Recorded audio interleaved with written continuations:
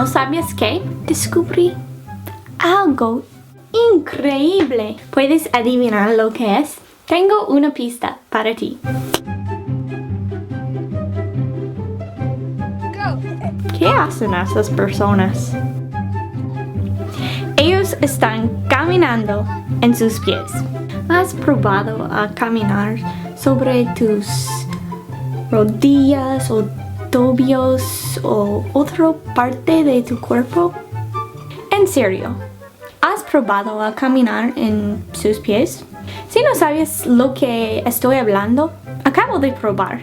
Esto es un gran error que muchas violinistas hacen.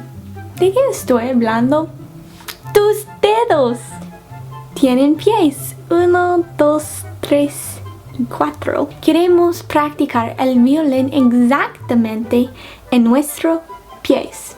Cuando nuestros dedos están redondos, vamos a tener sonido claro y perfecto. Exactamente en tus pies.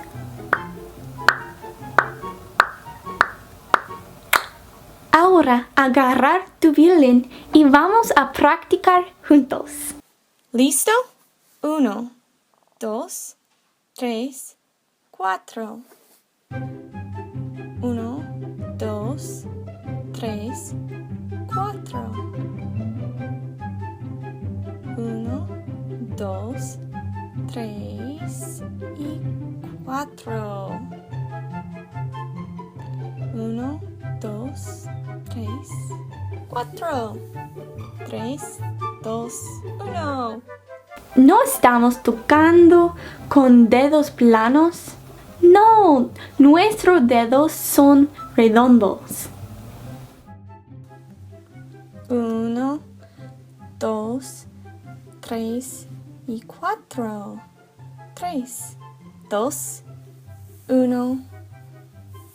Bien. 1, 2, 3, 4. 3, 2, 1.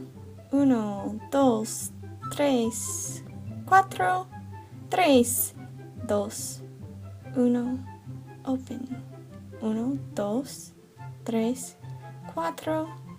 3, 2, 1. 1, 2, 3, 4. 3, 2, 1. Bien.